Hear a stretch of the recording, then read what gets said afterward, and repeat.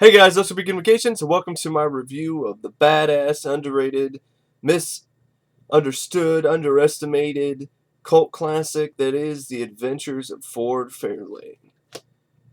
And Ford Fairlane has been a film that I've always had a soft spot for. Well, not for ever since I was a kid, and I didn't really grow up with the movie, but it's a movie that I did. I don't I remember exactly because I remember the first time I saw this was on VHS. I think I read a review about it. I heard something about it, and it sounded like it might be interesting. I think it's actually the trailer. I saw the trailer on a VHS I had, and excuse this. Hey, come on, man! You're breaking my balls. uh, so, uh, I seriously, so they can't hear me. But yeah, you're busting my balls here. Come on, man, with the chainsaws and shit. Come on, snap ahead. Anyway, so I was introduced to the movie by the VHS, and also I saw the trailer. I saw the trailer on a VHS. I don't remember which one it was. I think it was actually The Exorcist 3 VHS. I think that has a trailer for Ford Fairlane. And I think maybe that's when I saw Exorcist 3 for the first time, and then saw the trailer for Ford Fairlane. And I was like, yeah, that looks like it might be fun. And then I believe I found it on VHS at a thrift store, and then I checked it out one day, and I really enjoyed it. I had a lot of fun with it, and I was like, well, why aren't more people talking about this movie? Why haven't more people seen this movie? This is a lot of fun. And then it got me interested in Dice Clay and his stand-up and things like that. So, but yeah, I've really enjoyed this movie. I find Ford Fairlane to be way ahead of its time. It's ahead of its time flick. It's a lot like in some ways, like something like Last Action Hero. This actually predated Last Action Hero by about 3 years because it came out in 1990. The film, it didn't do much. I mean, it's directed by Renny Harlin, who I thought did a really good job directing the film. I thought he added a great slick style to the movie. I always thought Renny Harlin. I don't think Renny Harlin is that bad of a director. I don't think he deserves to be on the same list as shitty directors like Uwe Boll. That's just me. Or Uwe, or whatever, however the hell you pronounce his name. Either way, he sucks. But it was based on a character that was written by Rex Weiner, which was the series of stories, weekly serial stories that were published in weekly series um, by the New York Rocker and the L.A. Weekly, and it was adapted into the film The Adventures of Ford Fairlane. The film also was produced by Joel Silver and Steve Perry. It had a screenplay by Daniel Waters, James Capp, and David Arnott. It was based on a story by James Capp and David Arnott. Um, Stars Andrew Dice Clay, and definitely his best film. This was a film that was tailor-made for him. I think he did an excellent job. I thought Renny Harlin not only just a great job with the way he made the movie look, but he also did a great job, too, making Dice Clay, the Dice Man, a believable action hero. I believe that the Dice Man could kick some ass after, seeing this movie. Wayne Newton has a great scene-stealing performance as the villain in this film. Julian Grendel. Priscilla Presley has a bit role as Colleen Sutton. She does a good job too for the little bit that she has. Lauren Holly as Jazz. She's smoking hot in this, and this is her best role in a film. She had personality. She had a lot of, likable traits. She was pretty. I thought she actually did a decent job acting. What happened to Lauren Holly after this movie? Because you see Turbulence, and the performance that she gave as Jazz in this movie is nowhere to be found in that movie. I think either that was just the director telling her to act like a dumb bimbo, or what, I don't know. But it just seems like it was a completely different actress. Gone was the personality that she had as in Ford Fairlane. It was replaced with just a really bland character in Turbulence. I would have been more interested in Turbulence if her character was like Jazz. Why not? I thought that was what she was most well known for, was her role in this movie. Maddie Corman has a little bit role in this. She plays, I think that's the actress who plays Zuzu Petals. Yeah, She plays Zuzu Petals, who is a total bimbo, and it's a parody, but at the same time, it's like still trying to be exactly like the sort of, blonde bimbo, airheaded bimbo, but it's so over the top that it literally becomes a farce of even Hollywood airheads. Um, David Patrick Kelly has a brief role as Sam the Sleazebag. Uh, Morris Day has a little bit role too, as he plays a friend of Ford Fairlane's, Don Cleveland. Ed O'Neill has a scene-stealing role as Lieutenant Amos. And Robert Englund is also in this too, in a role I don't think I've really seen him do that very often, as Smiley, who's a killer, who's a serial killer / henchman for Julian Grendel. And what's interesting is that role was originally intended to be played by Billy Idol, but Billy Idol had that near fatal motorcycle accident, and so he had to be recast. And I think the director, or the Renny Harlin, or one of the producers and writers, they knew Robert Englund, and they got a hold of him, and he was available, and he was willing to play the role of Smiley, and I thought he did an excellent job in the film.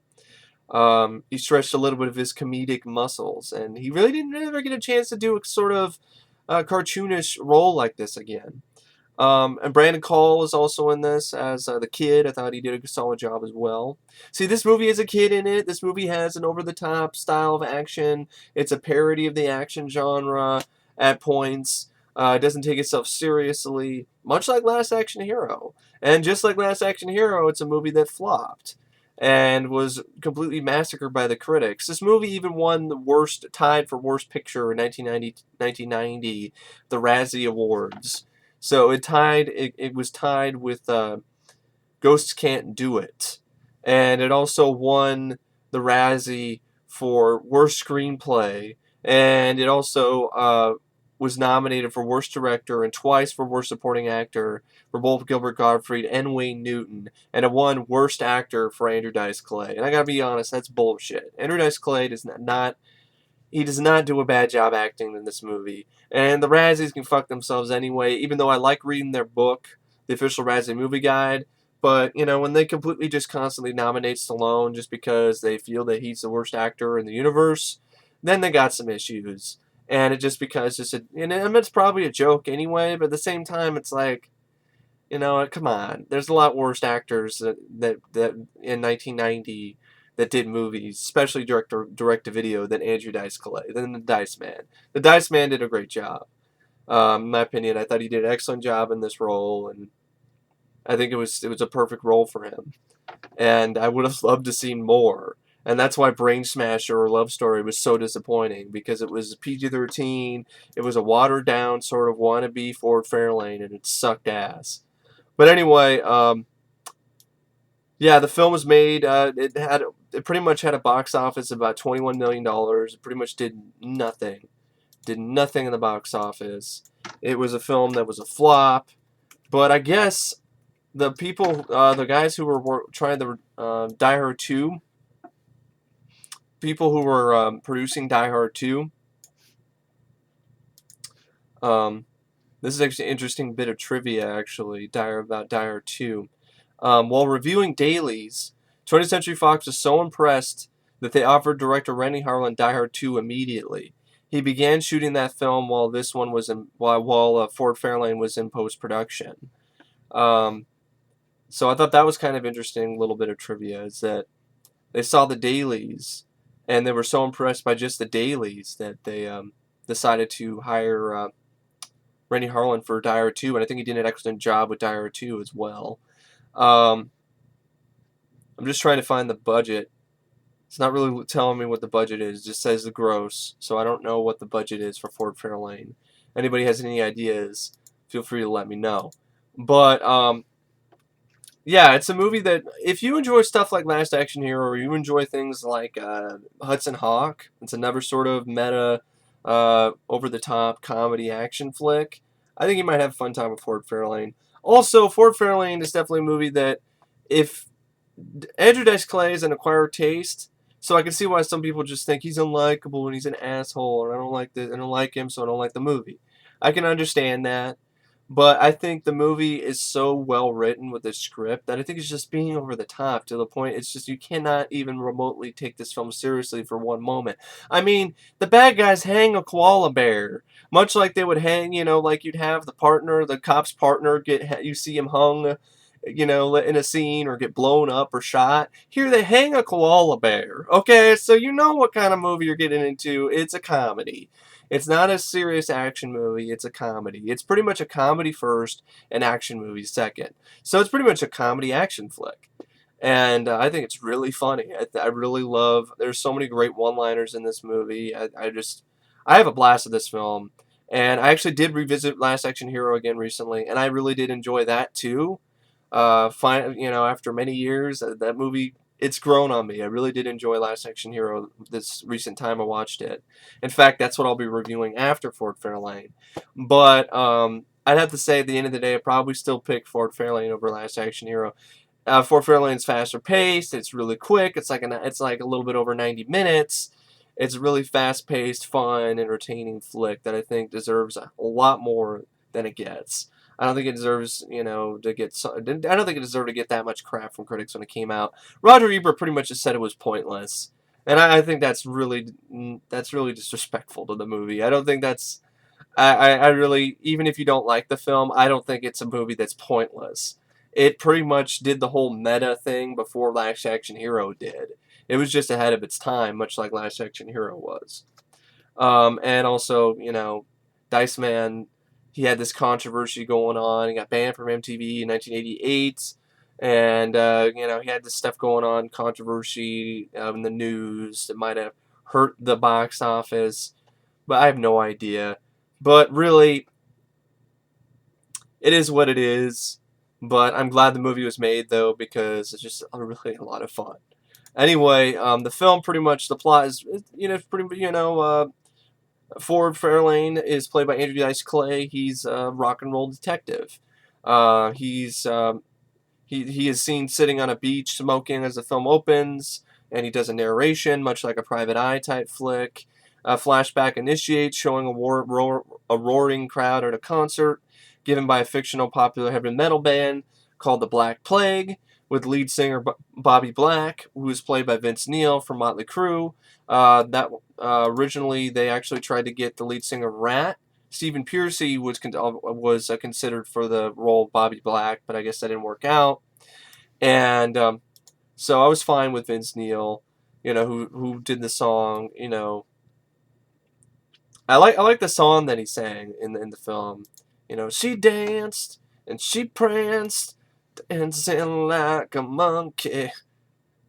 So yeah, I believe it was, and she don't give a shit. Yeah, yeah, yeah. It's called Rock and Roll Junkie by Motley Crue. And so what happens is he makes an eccentric entrance down a zip line onto the stage, and he begins performing. And shortly into the song, Rock and Roll Junkie, Bobby Black ends up collapsing on the stage and dies. After the Black Plague murder.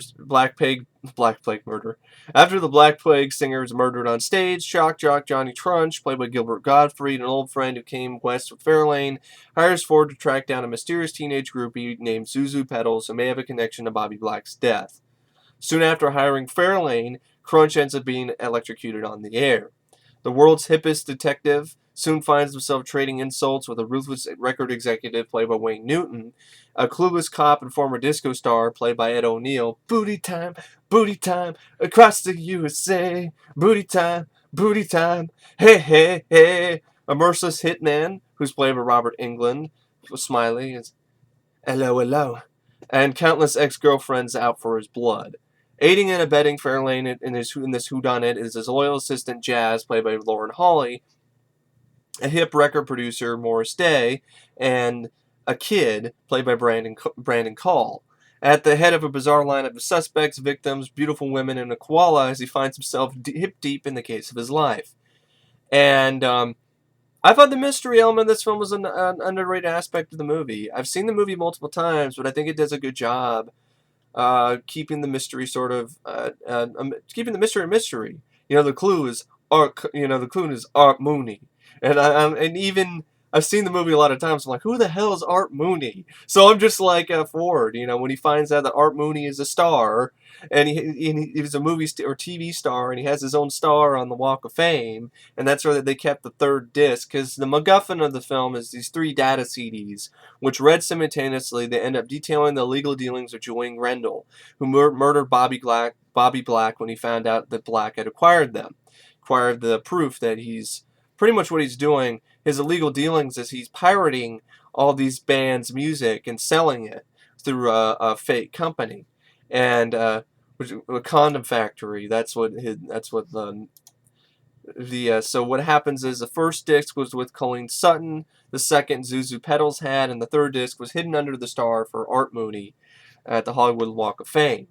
And fun bit of trivia here is the list of bands from Rendell's bogus Fred's Condom Factory company. It's a bogus company. It's a front for his illegal music pirating CD operation. And these are the list of the bands from his bogus company that were listed on the CDs. Ellen Aim the Attackers, which, if you're a fan of Streets of Fire like I am, that is a reference to Streets of Fire. That's the name of Diane Lane's band. Brain of the Scarecrow, Alba Varden, Heather Corey, and Young, Todd Times 2, Black Plague, 5,000 Schizophrenics, Hot Tub Johnny and his Feline Friends, Hamma Walters Sings the Blues, 9 Sisters, Horses on Fire, The Silver Bells, Fred and Ethel, The Professor and Mary Ann, the Nakatomi Boys Choir, which is a reference to Die Hard, Nakatomi Plaza, Nakatomi Tower, the Dr. Bellows Funk Machine, the Red-Headed Gardener and His Flower.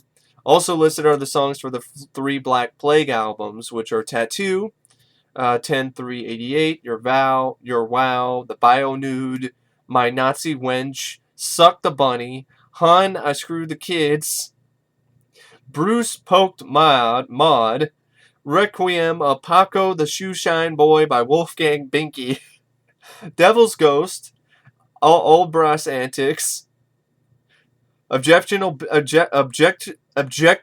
can I say the goddamn word? Objectionable Bimbo, Desecrated Diane, Polanski Nursery, oh god, that's a bad one, Redheads on Fire, Come to Me Baby, Come to Me Baby, spelled pretty much how you think it is. C-U-M, not C-O-M-E. Come to Me Baby. Requiem of Paco the Shoeshine Boy by Wolfgang Binky again. That's the name. Requiem. I Love You. Suck the Bunny. Suck the Bunny. Suck the Bunny. Teenage Suicide. Hot Juice. Sexual Pudding. That would probably go really well with Sexual Chocolate, wouldn't it? Sexy Chocolate. It's Sexy Pudding. It's a good combination. It's sexy chocolate. Everybody, sexy chocolate. Sexy chocolate. Sexy pudding. Sexy pudding. And Violation. So that's pretty funny. That's like another thing that you won't, that's nice little bits of humor that you probably wouldn't notice, because it goes by so fast on the screen. But that's pretty funny. But anyway, yeah, that's the plot. But I'll just talk about some of the stuff other than just the plot that I like about the movie. Then I'll do my best Andrew Dice Clay impression and try and go off the list of my personal favorite quotes in this movie, which there's a lot of them. But anyway, I really like Renny Harlin's direction. I really like his style. I think it worked perfectly for this type of movie. This slick, smooth style worked really well for Ford Fairlane. Cinematography by Oliver Wood I thought was really solid. I like the editing. I like the ways that some of the transitions were done in the film. I thought they were sufficiently snappy and jazzy and really did work well with this whole rock and roll detective angle. Edited by Michael Tronick did a solid job there. I like the soundtrack. The score by Yellow I thought was really cool. I liked a lot of the songs. Last Time in Paris was used by Queensryche. Last Time in Paris by Queensryche was used. I like Andrew Dice Clay's song that he sang in the film called I Ain't Got You. But I Ain't Got You. And I like that song. Rock and Roll Junkie by Motley Crue. Can't Get Enough by Tone Loc. That was alright. I'm not the biggest fan of rap, but I could deal with that. Glad to Be Alive by Lisa Fisher, Teddy Pendergrass. Funky Attitude by Sheila E. I liked. Um, Sea Cruise by Dion.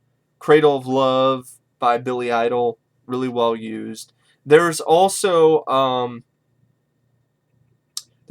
song by Sheila E. that's not on the soundtrack, which it's not called Funky Attitude. It's and I have it on my I have it on my MP3 player, and it's the one that plays in the beginning of the film when Ford Fairlane walks into the club. That's appropriately titled "Greed," and you also have "Purple Haze" by Jimi Hendrix is also in the film. What You Gonna Do? What You Gonna Do by Sheila E. I like that. I think that was a really solid song by Sheila E. It had a good beat to it. But anyway, I'm just looking through a few more sort of stuff like that. Excuse me. There's a little bit of more trivia. After many letters of protest from classic car enthusiasts, the film production company said that an actual '57 Ford Fairlane was not blown up in the explosion. It was a fiberglass replica body placed on a new Ford chassis because Ford's car blew up in the film in a fun scene where it's like, at least they didn't touch my car. Boom, boom. Gets blown up, and then I just like the way that's shot. I crack up every time. At least they didn't touch my baby. And then he clicks the button to try to unlock the door and then start it up or whatever, and it blows up and sends Ford flying like 10 feet backwards into a fence. And just Dice's reaction to it is classic. He's like, at least I get my baby back. Deep. Boom! There's a, oh, what? So yeah, Renny Harlin actually used his own Ferrari in the beginning of the film as a car in which the two blonde twins are picked up in. Howard Stern auditioned for the role of Johnny Crunch at Andrew Dice Clay's insistence. Robert Englund replaced singer Billy Idol, like I mentioned earlier. Oh yeah, because Renny Harlin worked with Robert with Nightmare on Elm Street Part 4. So Robert was asked personally by Renny to take over for the role after Idol's accident. Should find that pretty nice. So that's pretty much a bit about it for trivia. There's probably more like if I dug really deep, tried to find some trivia like from a magazine or something, but I'm not gonna do that. But it is a movie I would have loved to see. I'd love to see what Dice has to say about the movie now. I really would. I'd love to hear some interviews with Dice Clay about the film. I know it was a disappointment, but it still doesn't mean it doesn't have a fan base. If it has a 6.2 out of 10, that means there's some people that like it. I think I would say it also was one of Chud.com's movies of the day or movies of the week one time, and this is a movie that totally is a cult classic. That's why I said earlier, this is definitely right for a cult classic. It's got everything that you ask for a cult classic movie. It was a flop. It was panned by critics, but it's still, for some reason, there's still a lot of people that still like it and still watch it to this day. And I'm not the only one who likes Ford Fairlane. I know there's a good amount of people that enjoy this movie. I'm surprised by how many people watched my music video I did for it that I uploaded like 3 years ago. Still has like almost 50,000 views. So there's a good amount of people that like the movie. And it's a likable movie. At least I thought so anyway. But yeah, going back to more of the stuff that I like. I mean, I like a lot of things about this movie. Production design, the soundtrack, the direction, the cast. Having Wayne Newton as a bad guy was an inspired choice and was really fun to watch. I like the plot. I like the idea. I think the mystery aspect of it is really handled really well. I think it's an underrated aspect of the film. I like the fact that it's about the music industry. I like the fact that the film is in itself. It's like a hybrid. It's like a hybrid of an action movie, a comedy, and also a parody and farce of not only action movies but also the music industry. Like the whole sort of, it's like a nice bit of satire in the music industry. Like the whole thing dealing with Grendel's able to do anything. And that Kyle Troy guy who's, who is that Wick prick Kyle Troy? It's like, I've heard cats fuck with more harmony than this guy. I could crack my knuckles with more rhythm than this guy. So it's like the whole sort of thing that this guy's a joke. But then Grendel's like, you know what? We're going to have to ship this Wick Prick Pratt Platinum so teenage girls can have an album cover that they can get wet to. So, I like that aspect of the film. It really does a good job parodying the music genre. And it goes over the top. And instead of stuff like, like I mentioned earlier, like when, they end up hanging the koala bear instead of his partner, instead of torturing, Zuzu pedals or, they end up torturing his axe, his guitar, his Jimi Hendrix guitar, which I thought was a nice touch. So, and the movie just has this sort of cartoonish vibe too at points, especially with Smiley, who keeps surviving these ridiculous things. He even falls off the Capitol Records building and lands on a piano, and he still gets up at the end and faces off with Ford in the climax. So the movie doesn't take itself seriously at all, and it's for the film's benefit. It ends up being a lot of fun. It's a fun ride. So anyway, without further ado, as I can't find any more trivia, I'm just gonna go through, what I find to be some of my favorite quotes. A lot of them are definitely from Ford, but there's also a few others that aren't. Hey, look, write down my number. 5556321. Got it? Yeah, wait a minute. 555 is not a real number. They only use that in the movies. No shit, honey. What do you think this is? Real life? This is a nice line from Don Cleveland, played by Morris Day. He's talking about a brief role that Carrie Werrer had as Melanie. I think it was Melanie or Melody, who was one of these. She's part of a sorority, which you have this crazy scene where Ford and I believe no, it's just Ford ends up getting picked up, saved by these sorority chicks, and he's getting taken to the sorority with all these hot chicks, and they're not naked, and I think that's the point. It's done on purpose, but they're doing all kinds of suggestive stuff. So it's like they don't have to be naked to do suggestive, X-rated type stuff in a sorority. They're like having a pillow fight and just their panties and a t-shirt, and you have scenes where the girls are like deep throating corn dogs. It's really over the top and really fun. And of course, Ford's reaction was like, I think I did die. I think I died in that explosion. so fun stuff like that. Then they try to induct them into the sorority. He's like, hey girls, let's induct Ford into the sorority. Qantas, Jujubee, Ford Fairlane. So anyway, yeah, I like this movie so much. And I've seen it so many times. I remember that. The sorority chant from the movie.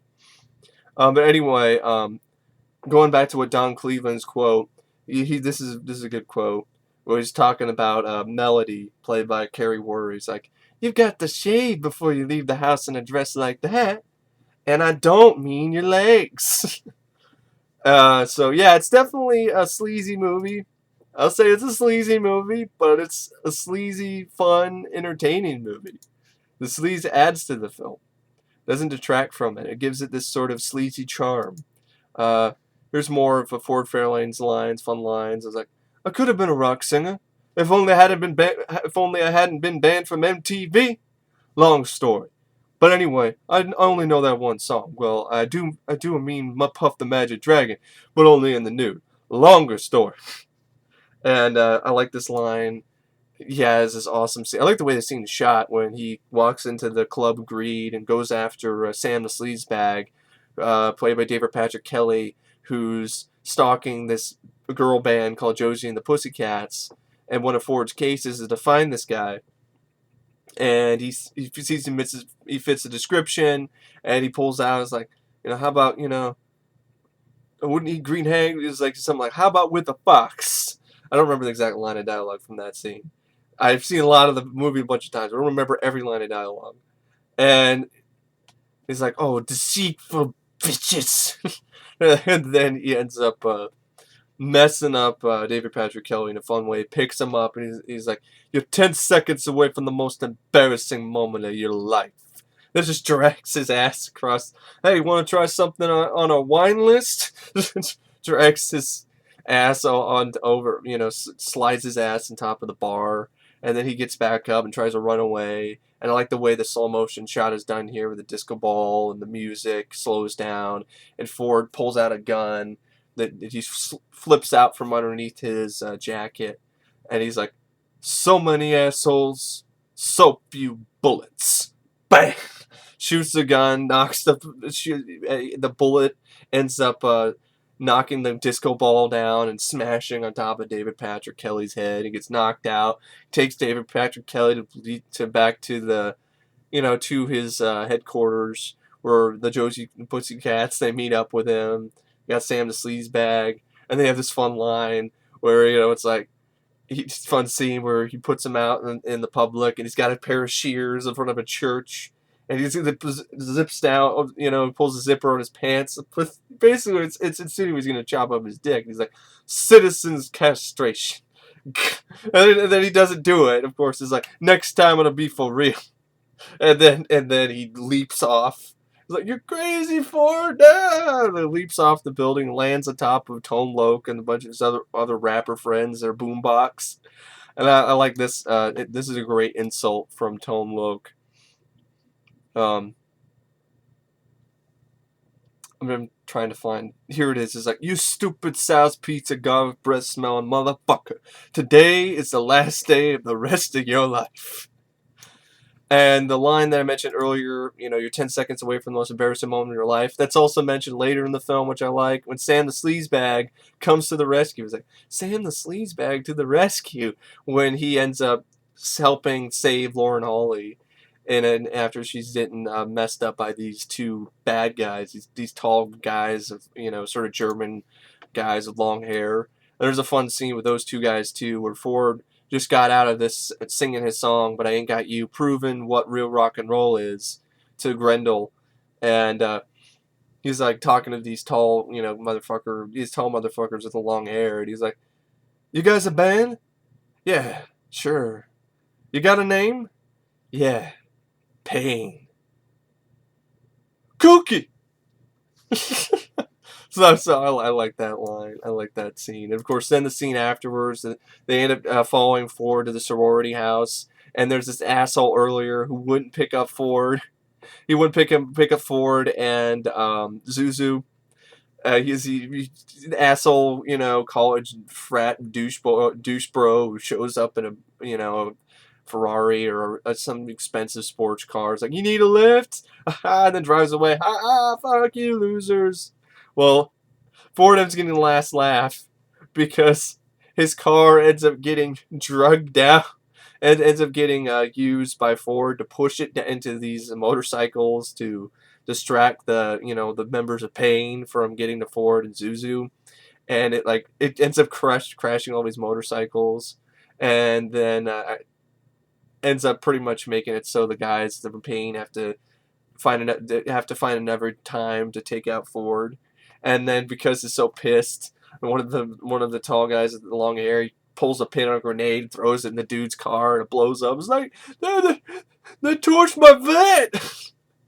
And then earlier, Ford shows up in this Jeep, and he pulls up to the guy whose vet was torched. The guy was an asshole earlier. He's like, "You need a ride?" So it's that type of movie. A lot of fun stuff in this movie. Also, before Sam the Sleazebag ends up getting, basically getting his ass kicked by Tone Loc.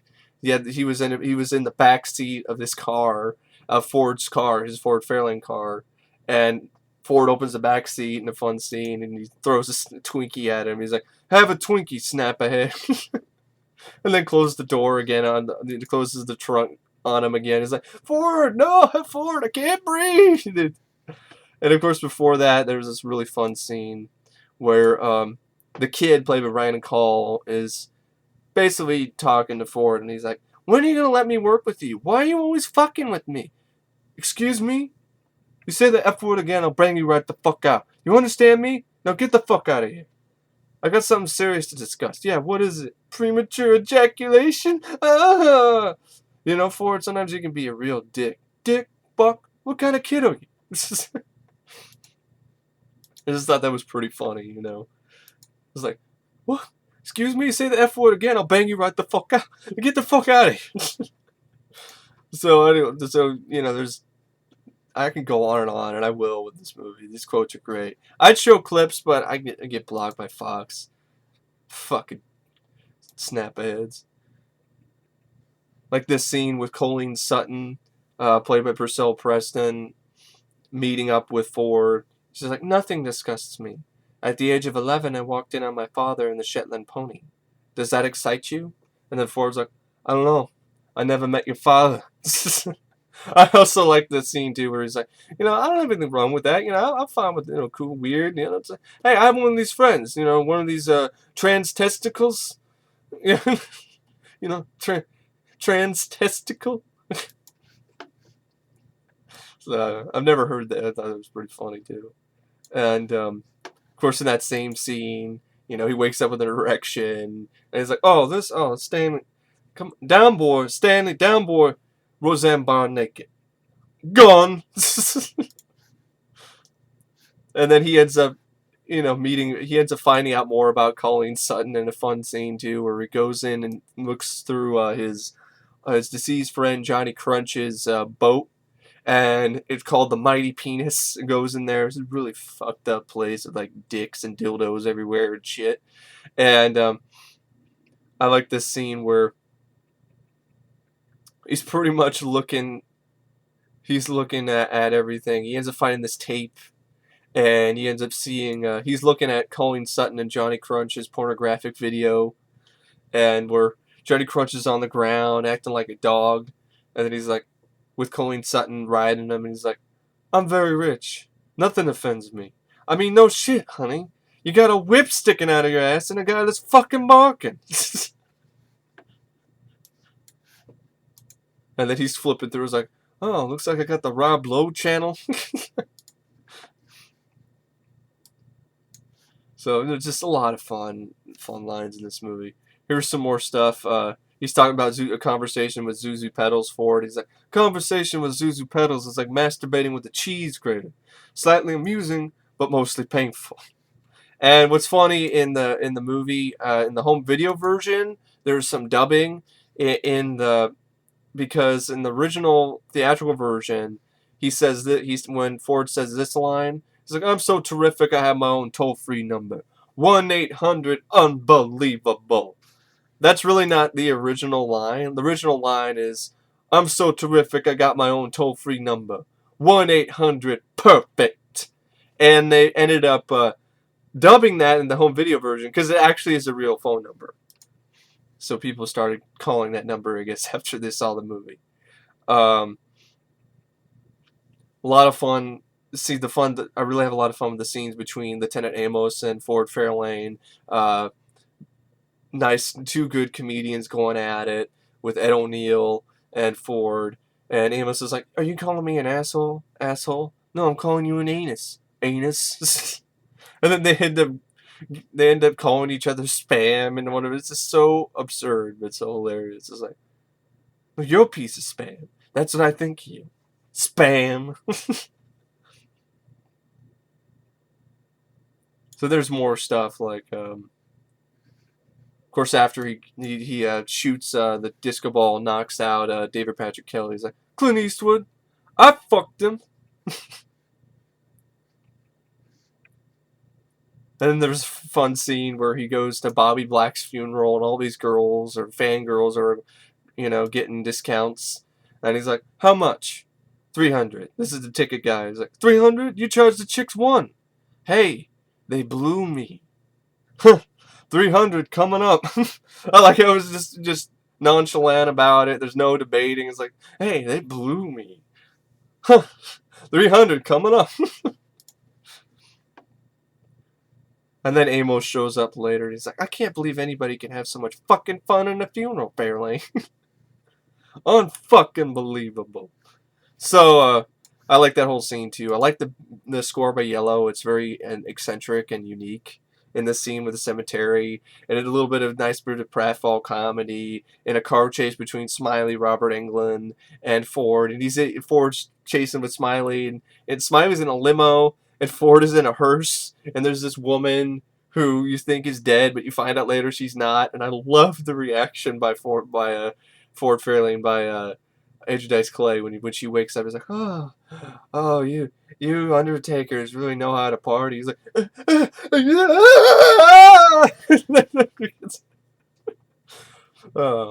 fun car chase too. He's trying to use the trick where he flips his gun out from his wrist, and it doesn't work. It sends the gun flying into Smiley's limo and through the window. And he's like, no thanks. Oh, thank you, Ford. But I got me on. Just starts shooting at him with this machine gun. I thought that was a well-shot chase with the hearse and the limo through the graveyard, which ends up knocking Bobby Glack's coffin over, and he starts rolling down the hill, and all his fangirls start chasing after him. Oh, there goes Bobby! Oh, Bobby! It's like, Bobby, ah! Oh, it's fun stuff. And like this... I like the whole scene at the Capitol Records building where they end up having nice little bits of comedic humor, and a little bit of really cool idea too, where they end up having to go through each floor and slide through each floor, and he ends up using his guitar, which got scratched up. He's like, I found my guitar! I found my guitar! It's all scratched up!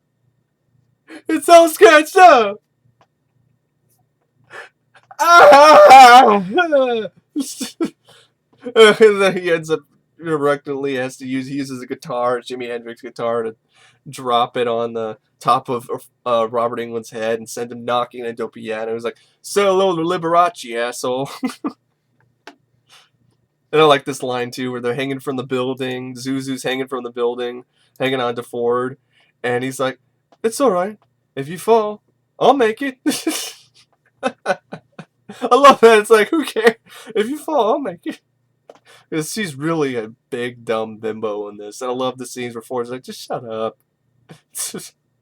And the whole scene where he goes into his home, finds a koala bear hung. He's like, oh, you cooking a pot pie or something? Pot pie. Get out! Because there's a bomb. They run away out of his house and hide, to avoid the explosion. It doesn't go off right away. It's like, oh, maybe it was just pot pie. It's like, pot pie. And it goes boom.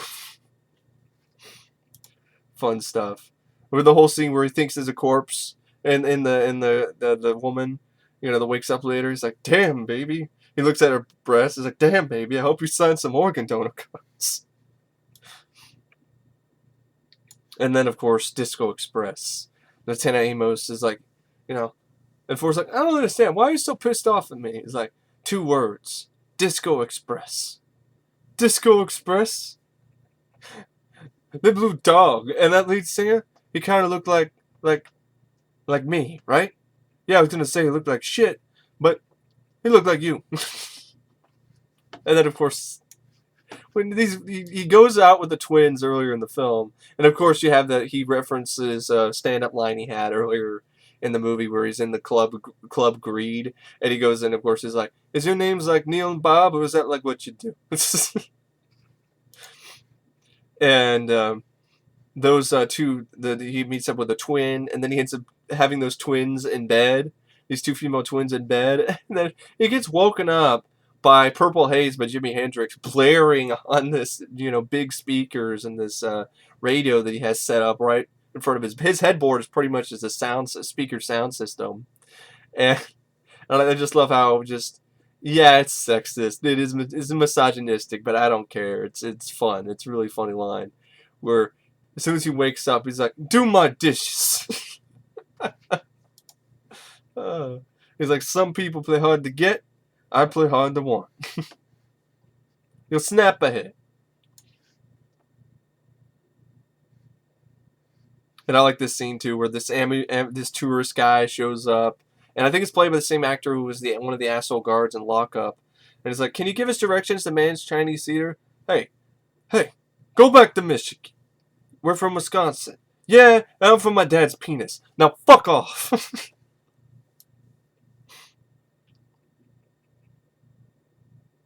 And then, of course, I like the scene when he falls off the Capitol Records building, and the camera's spinning around, and everyone's screaming.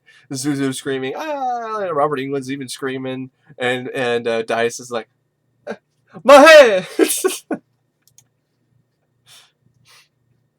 And then even Smiley, had a nice bit of dark humor too when he's when he's talking about jazz. He's like, your assistant is quite special. I look forward to raping her at your funeral. Which I believe that was another line that was in the graveyard scene. And I like this too, where he's like, I could have been a fisherman. Fishermen that get up, they fish, they smell like fish, they smell fish. Reminds me of this girl I used to go with, Yvonne. She smelled like fish.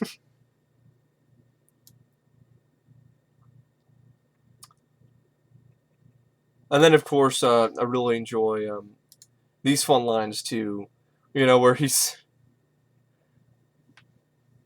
ends up doing stuff. Like he's talking about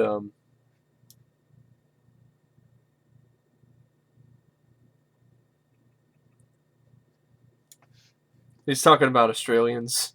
Because he's talking about this koala bear that he got. He's like, fucking Australians. I hate that country. You know that continent? Whatever the hell it is. Don't we do nuclear testing there? What is that? Some kind of giant fucking mouse? That's... He's looking at the koala. He's like, what is that? Giant fucking mouse?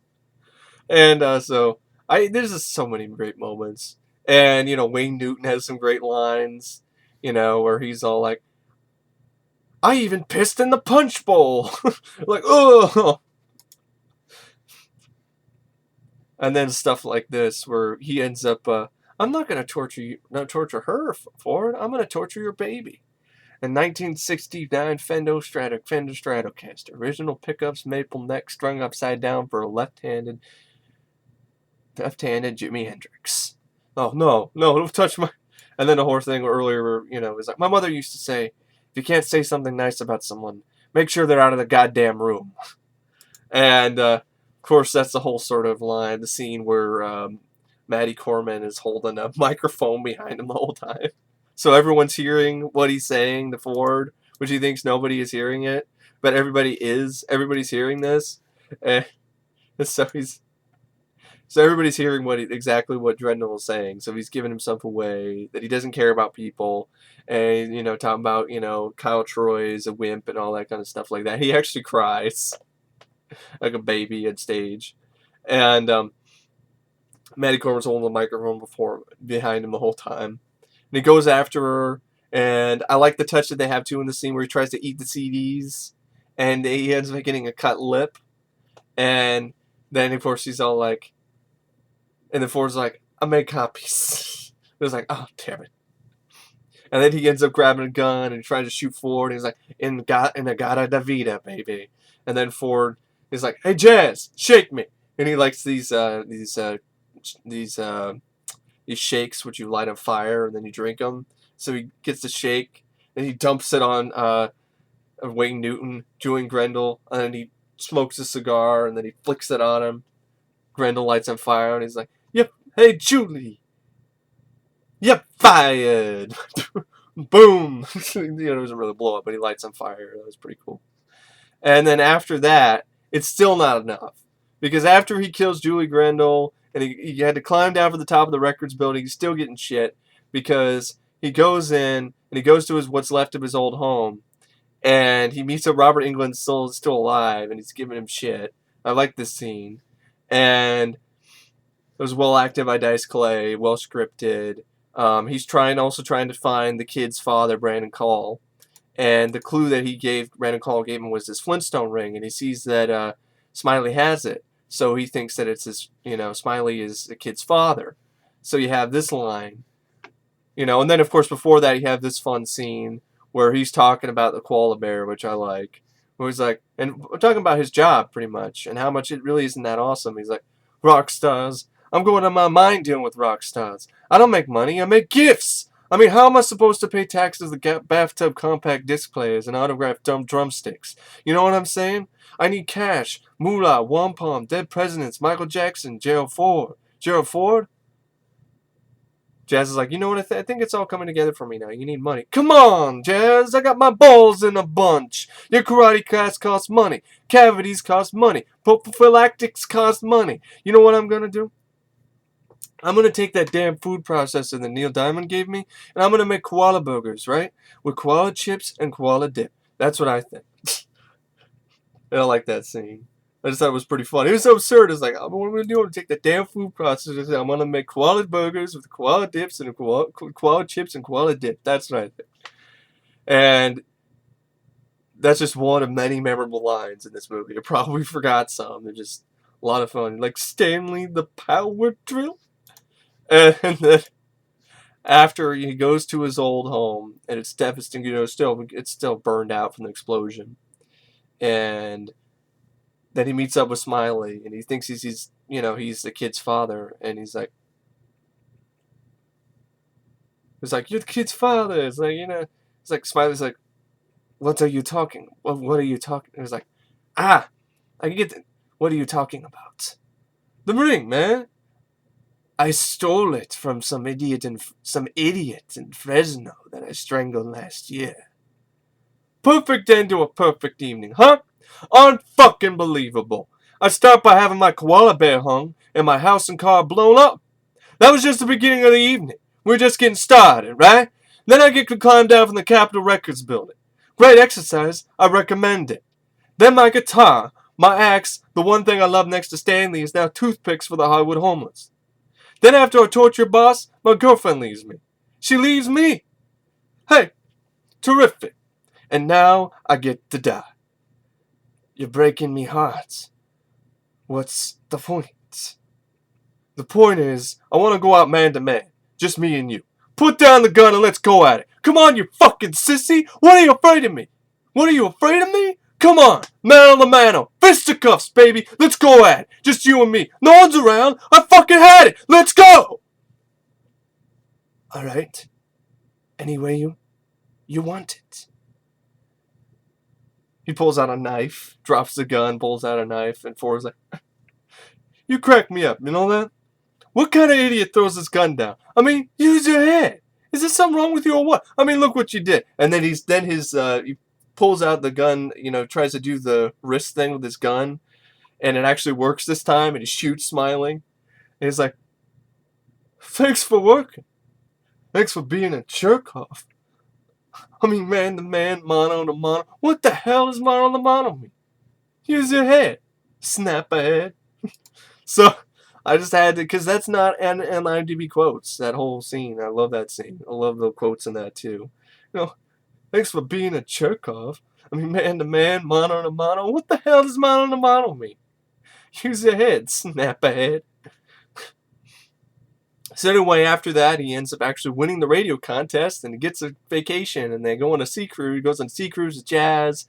And I thought the chemistry between Lauren Holly and Andrew Dice Clay and everything is great about the film.